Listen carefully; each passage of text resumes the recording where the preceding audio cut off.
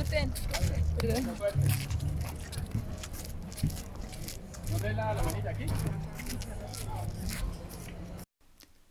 there, welcome to the Ironman Barcelona debrief. So it was a week ago that I participated in the Ironman Barcelona, and the event is in a city called Calella, which is around 50 minutes to an hour bus ride or car ride or train ride. Very good city. I think it's the second largest city outside of Barcelona.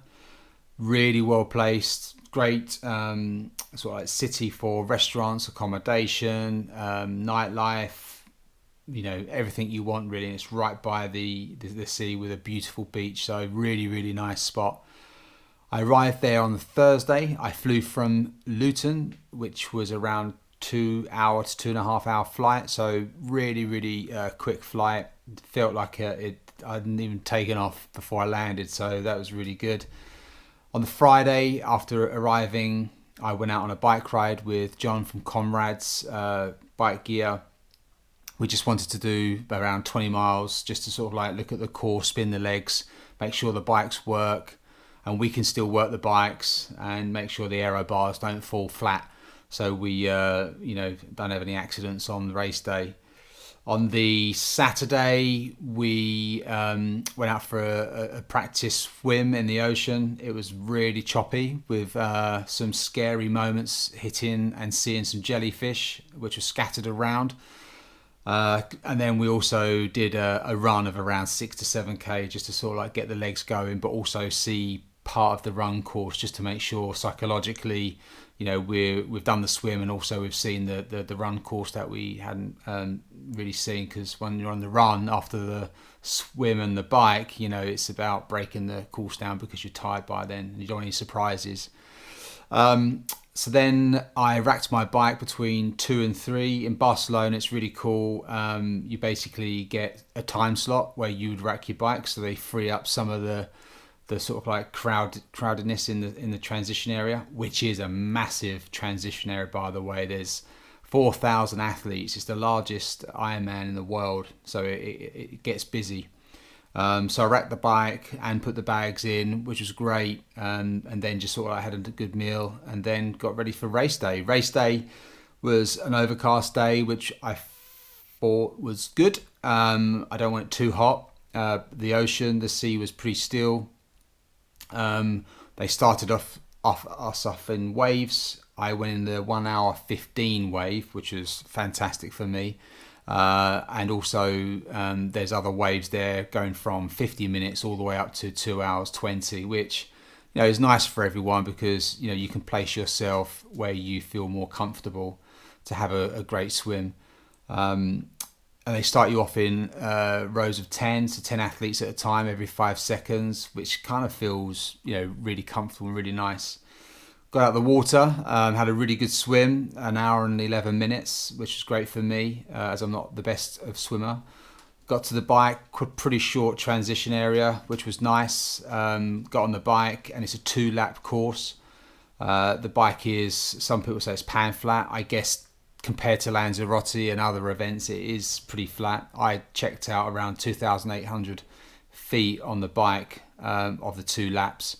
But as you go out, it's a bit undulating. There's some ups and downs with, you know, some turn points that they've got for you. But as soon as you come down after 2 turn points, you're pretty much going out around 10 miles on the flat, and it is pan flat. And then you come back on the turn point from, and it's about 25 to 30 miles all the way back. And it's just like one straight back down. Then you do another lap.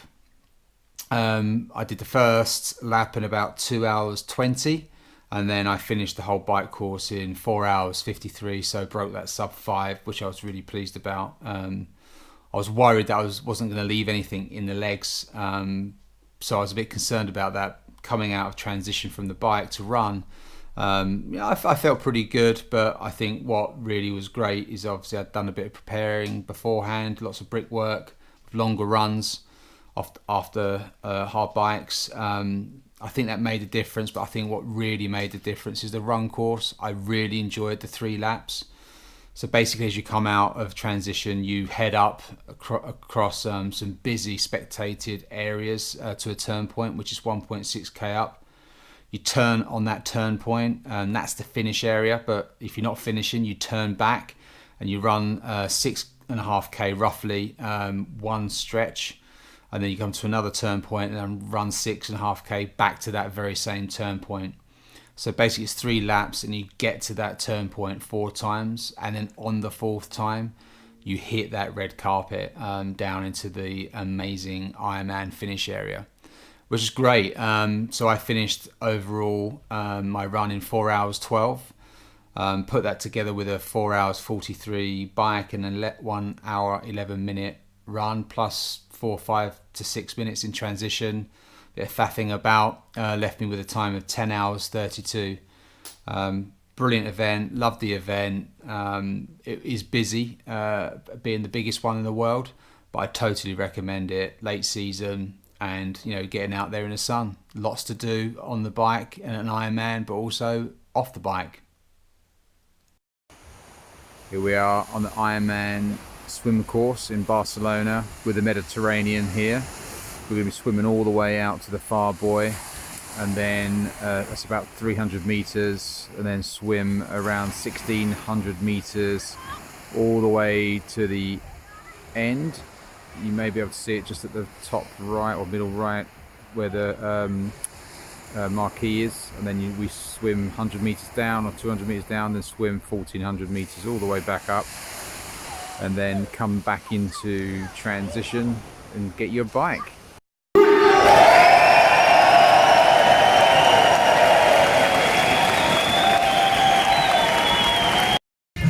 So for all the Facebook fans, there's millions of you, well actually probably just one, well maybe none, but anyway, here's the Ironman's transition bike check-in. You can see we're already on the run here, so we're just getting ready to rack the bike and get ready. Here we go.